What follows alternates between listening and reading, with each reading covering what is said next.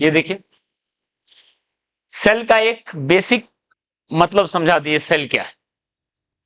ठीक है, सेल का काम है कि लो पोटेंशियल से हाई पोटेंशियल खींचना पॉजिटिव चार्ज को। ओके, इसके लिए वर्क करना पड़ेगा उसको। अब जो है देखो, अब सेल को सर्किट में रिप्रेजेंट कैसे कर रहे हैं, उसका ईएमएफ जो होता है उसका क्या मतलब है, उसका मतलब समझो। ये बेसिक फंडा समझ में आ गया, उसके बाद बाकी सब चीज हम क्लियर दिख जाएगा। ये सेल है, एक हम बोलते हैं पॉजिटिव टर्मिनल, एक बोलते हैं नेगेटिव टर्मिनल, या हाई पोटेंशियल एंड एक लो पोटेंशियल एंड। ठीक है, एक का पोटेंशियल हमने नाम दिया VH, H stand for high potential, एक का पोटेंशियल लिखा VL, L stand for low potential. एक हाई पोटेंशियल एंड एक लो पोटेंशियल एंड। ठीक है, इसको रिप्रेजेंट ऐसे करते हैं, एक लार्ज लाइन लिए, एक छोटा लाइन, लार्ज लाइन छोटा लाइन। ठीक है, ओके, ये एक सेल है, मतलब एक ही रखते हैं, दो पेयर नहीं रखते हैं, एक ही पेयर रखते हैं, एक लार्ज और एक छोटा, और एक रेसिस्टेंस टाइप का दे दिए। इसको बोलेंगे ईएमएफ ऑफ सेल, और उसको ई लिख रहे हैं। ठीक है, सेल का अपना एक ईएमएफ है, मतलब सेल में यहां कुछ लिखा रहेगा, 2 वोल्ट 0.2 ओम कुछ लिखा रहेगा, ये है उसका ईएमएफ जो लिखा हुआ है। और ये है आर, इसको क्या बोलते हैं, इंटरनल रेसिस्टेंस। ये है आर उसका। तो सेल का अपना ये फीचर है, अपना उसका प्रॉपर्टी है, उसका ईएमएफ कितना है, रेसिस्टेंस का, पोटेंशियल डिफरेंस नहीं है फीचर, ईएमएफ और रेसिस्टेंस कितना कितना, इंटरनल रेसिस्टेंस। अब दोनों का रोल क्या है, ईएमएफ का क्या रोल है, तो जो भी सेल होगा ऐसे रिप्रेजेंट करेंगे, और एक डॉटेड में इंक्लोज कर देंगे, तो हाँ भाई ये सेल है, एक सेल है, दो सेल है, तीन सेल है, 10 सेल है, सबको एक ऑर्डर में लगाते चलेंगे, वही हो गया कॉम्बिनेशन ऑफ सेल। ठीक है, इधर ध्यान दो, ईएमएफ और सेल क्या हुआ। तो अभी हम लोग देखें, सेल को वापस खींचना पड़ता है पॉजिटिव चार्ज को उसके नेचर के अगेंस्ट, मतलब पॉजिटिव चार्ज को नेगेटिव एंड से पॉजिटिव एंड खींचना पड़ता है। ठीक है, या रिवर्स चलो, तो पॉजिटिव चार्ज अगर ऐसे जा रहा है, इसका मतलब वह इलेक्ट्रॉन ऐसे जा रहा है, उल्टा होता है तो इनफैक्ट फ्लो इलेक्ट्रॉन का है, पर बाय कन्वेंशन हम पॉजिटिव चार्ज का लेके चलते हैं। तो इलेक्ट्रॉन कैसे जाएगा, ऐसे जाएगा, उल्टा, यानी इलेक्ट्रॉन को हाई पोटेंशियल से लो पोटेंशियल लाना, वो भी उसका अगेंस्ट नेचर है। नेगेटिव चार्ज को हाई से लो लाना, या पॉजिटिव को लो से हाई जाना, अगेंस्ट नेचर है, और वो सेल को करना पड़ रहा है ताकि सर्किट को मेंटेन कर पाए, पोटेंशियल डिफरेंस मेंटेन कर पाए, और उसके लिए उसको काम करना पड़ेगा, नेचर के अगेंस्ट ले जाना है, ब्लॉक को ऊपर ले जाना है, आपको काम करना पड़ेगा। ठीक है, तो सेल को वर्क करना पड़ता है, तो ईएमएफ ऑफ सेल हो गया, work done by cell per unit charge in one revolution, one round trip. एक राउंड ट्रिप लगाने में एक कूलम चार्ज को जितना सेल को काम करना पड़ेगा, that is EMF, that is EMF. एक पॉजिटिव चार्ज को एक राउंड ट्रिप घुमाने में एक कूलम चार्ज को जितना वर्क करना पड़ेगा सेल को, दैट इज ईएमएफ। ओके, एक सेल के लिए गिवन कि उसका रिएक्शन वगैरह सब प्रॉपर हो रहा है तो ईएमएफ कांस्टेंट लेके चलते हैं। हाँ, बाकी उसका internal mechanism day by day decay, otherwise कभी डिके होगा ही नहीं। ठीक है, सेल खराब हो जाता है, उसका ईएमएफ वो प्रॉपर्टी ही खत्म हो जाता है, ईएमएफ एकदम जीरो हो जाता है। ठीक है, सेल खराब हो गया। तो अभी देखो, इसका आप बताओ यूनिट ऑफ ईएमएफ, डायरेक्ट लिख सकते हो, work done by charge, work done हो गया joule, joule per coulomb, joule per coulomb हो गया वोल्ट वी, इसलिए ईएमएफ को हम वोल्ट से रिप्रेजेंट करते हैं। क्लियर है, बट ईएमएफ का एक्सपेंशन क्या है, इलेक्ट्रोमोटिव फोर्स, नाम लिखा है फोर्स, पर है ये वर्क डन। ठीक है, इलेक्ट्रोमोटिव फोर्स। क्लियर है? EMF. R, internal resistance. Obvious है, आपको पता है सेल के अंदर सेल ऐसे चार्ज भेजा, नेगेटिव तक पहुंचा, फिर सेल अपने अंदर खींचता है उसको। तो सेल जो अपने अंदर खींच के ले जा रहा है, सेल के अंदर जो करंट फ्लो हो रहा है, तो सेल कुछ उस फ्लो में रेस्ट्रिक्शन प्रोड्यूस करता है, रेस्ट्रिक्ट करता है चार्ज के फ्लो में, और वो रेस्ट्रिक्शन को मेजर करते हैं इंटरनल रेसिस्टेंस से। This is resistance offered by cell when current flows through it।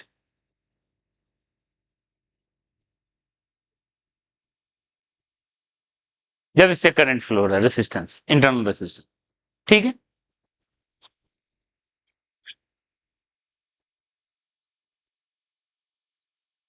Okay. अब आते हैं पीडी, मतलब potential difference across cell.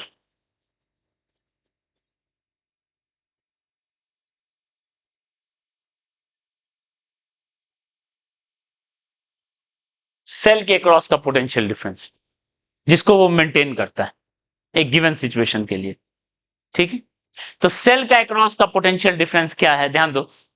Okay, that is V, V H minus V L, high potential minus low potential. ठीक है, तो V जो है E के बराबर भी हो सकता है, E से कम भी हो सकता है, E से ज्यादा भी हो सकता है पोटेंशियल डिफरेंस। तीनों पॉसिबिलिटी। ईएमएफ, ठीक है, तो कब कब होगा, V इक्वल टू E होगा। ठीक है, V इक्वल टू E होगा जब when there is no current, कोई करंट है ही नहीं थ्रू सेल, सेल से कोई करंट होगा ही नहीं अगर, ओके, तो V इक्वल टू E हो जाएगा।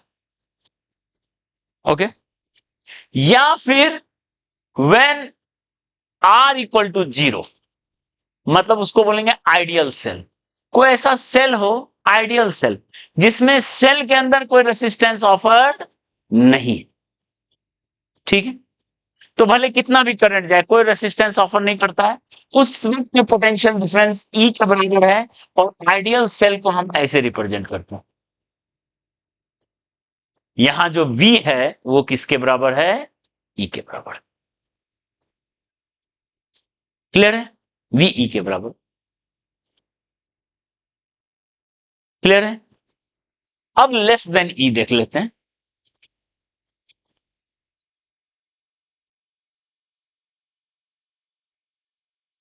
ये सेल है,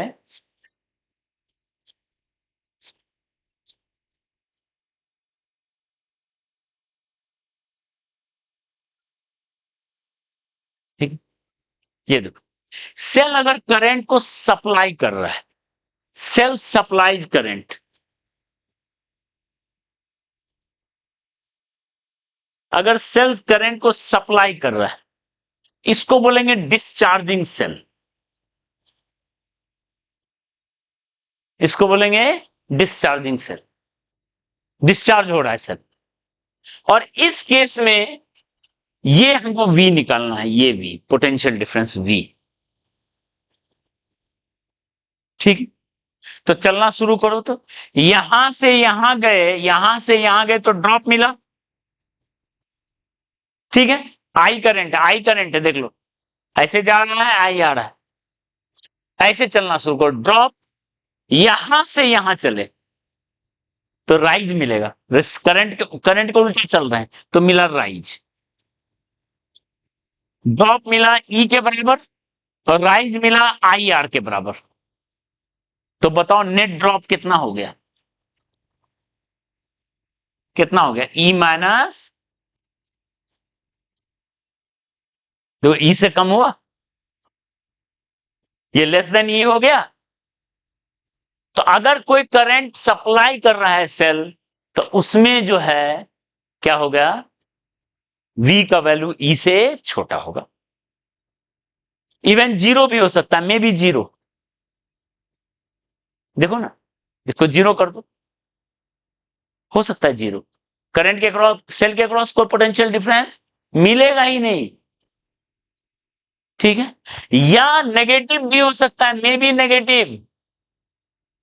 मान लो इतना करंट जाए कि ये नेगेटिव वैल्यू आ जाए, मतलब जिसको आप पॉजिटिव टर्मिनल बोल रहे हो हाई पोटेंशियल, वो लो पोटेंशियल हो जाए।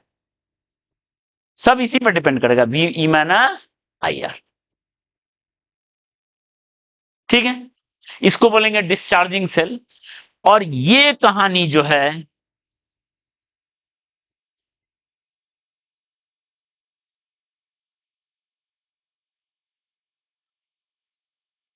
करंट अगर इंटर कर रहा है, ऐसा बिल्कुल हो सकता है। मान लो बहुत सारा सेल लगा है, कोई सेल सप्लाई कर रहा है, कोई सेल कंज्यूम कर रहा है।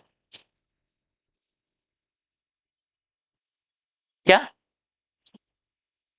ई में भी जी, मान लो आई का वैल्यू कब होगा, आई का value E by R put करो ना, ई बाय आर पुट करो तो जीरो होगा। आई का वैल्यू जब ई बाय आर से ज्यादा कर दे, कोई सेल में ई बाय आर से ज्यादा करंट है, तो पोटेंशियल डिफरेंस नेगेटिव हो गया। बिल्कुल हो सकता है। ठीक है, क्लियर है। और ये देख लो, कोई सेल करंट को कंज्यूम कर रहा है, सप्लाई नहीं कर रहा है। हो सकता है, बिल्कुल हो सकता है, मल्टीपल सेल में कोई सेल में करंट जा रहा होगा। नेक्स्ट क्लास में हम लोग बहुत सारा एग्जांपल लेंगे। इसमें बताओ तो, यहां ड्रॉप ई और यहां ड्रॉप आई आर, तो बताओ तो पोटेंशियल ड्रॉप किसके इक्वल हो गया, नेट ड्रॉप क्या हो गया, ई प्लस आई आर। तो ऑब्वियस है ये हमेशा ई से ज्यादा ही, इसमें तो कोई दिक्कत नहीं। ठीक है, क्लियर है। ओके, अच्छा, E plus I R, E minus I are. Okay, बस एक पॉइंट बता के क्लास खत्म कर रहे हैं, ध्यान दो। अगर हम इसका ग्राफ ड्रॉ करें, वी और आई का, वी और आई का, वी के साथ आई का drop M X plus C.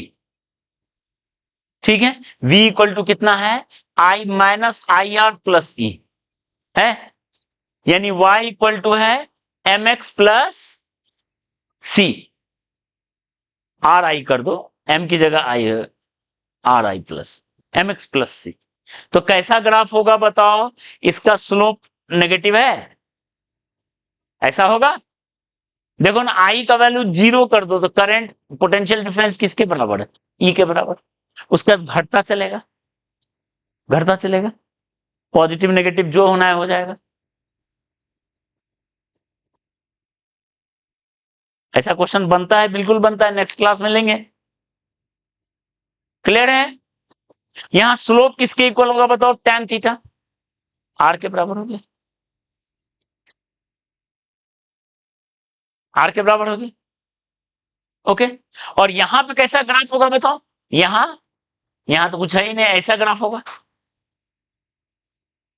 Are के आई के साथ। यहां tan थीटा किसके बराबर हो गया, y equal to M X plus. Clear है इतना, ये पॉइंट सेल का डिस्क्रिप्शन क्लियर है। सेल क्या कहानी है, इंटरनल रेसिस्टेंस वर्ग का क्या रोल है, E plus I R, E minus I are. Next class में इसका एप्लीकेशन लेंगे। बस एक पॉइंट और खत्म कर लेते हैं, ये देखो तो, ईएमएफ ऑफ सेल हुआ तो पर यूनिट चार्ज के लिए ई वर्क। मान लो डेल्टा क्यू चार्ज भेजा, मान लेते हैं सेल डेल्टा क्यू चार्ज भेजा, इसके साथ ही ये खत्म हो जाएगा ये थ्योरी। मान लो सेल डेल्टा क्यू चार्ज भेजा, ये डेल्टा क्यू चार्ज भेजा, ठीक है, तो वर्क डन कितना हो जाएगा, ई इंटू डेल्टा क्यू हो जाएगा। ऐसा क्वेश्चन हम लोग कैपेसिटर में किए थे, डेल्टा क्यू चार्ज भेजेगा तो ई डेल्टा क्यू वर्क हो गया, टाइम टेकन है डेल्टा टी। तो बताओ पावर कितना होगा, power delivered, work by time होगा, और चार्ज बाय टाइम होता है करंट, EI। तो अगर कोई करंट कोई सेल सप्लाई कर रहा है करंट, तो वो पावर कितना डिलीवर कर रहा है, EI। यानी इस केस में पावर डिलीवर्ड होगा EI। पावर डिलीवर करेगा, अगर आई करंट भेज रहा है तो सेल सर्किट में पावर डिलीवर कर रहा है, सप्लाई कर रहा है, वो पावर को कंज्यूम नहीं कर रहा है। तो डिस्चार्जिंग में EI पावर सप्लाई करता है, पर यूनिट टाइम जो है इतना एनर्जी देता है। लेकिन यही चीज अगर ऐसा हो, मान लो आई करंट इंटर किया, तो यहां work done by cell negative हो गया, -E डेल्टा क्यू। मान लो डेल्टा क्यू भेजा चार्ज, उल्टा है, ठीक है। तो पावर बाय सेल कितना हो जाएगा, -EI। यानी यहां पे पावर डिलीवर नहीं कर रहा है, क्या कर रहा है, कंज्यूम कर रहा है, ठीक है। यानी पावर कंज्यूम्ड बाय सेल क्या हो गया, EI।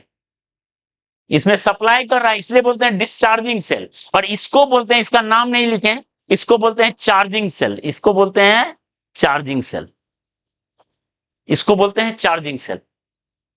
और इस केस में पावर बाय सेल जो होगा वो होगा -EI। सेल सप्लाई नहीं करेगा, क्या करेगा, कंज्यूम करेगा, ठीक है। ये चार्जिंग सेल जो बैटरी, बड़े बड़े बैटरा को चार्ज करते हैं, यही है चार्ज, उसमें करंट फीड करते हैं। वो सप्लाई नहीं कर रहा है, कंज्यूम कर रहा है, वो पावर को खींच रहा है, ठीक है। बैटरी को जो चार्ज करते हैं तो वो पावर खींचता है, वो कंज्यूम करता है। तो ये है चार्जिंग सेल, ठीक है। तो ये समझ में आया कि पावर सप्लाई करना, पावर कंज्यूम, ठीक है। चलो नेक्स्ट क्लास में इसमें हम लोग प्रॉब्लम लेते हैं, ओके।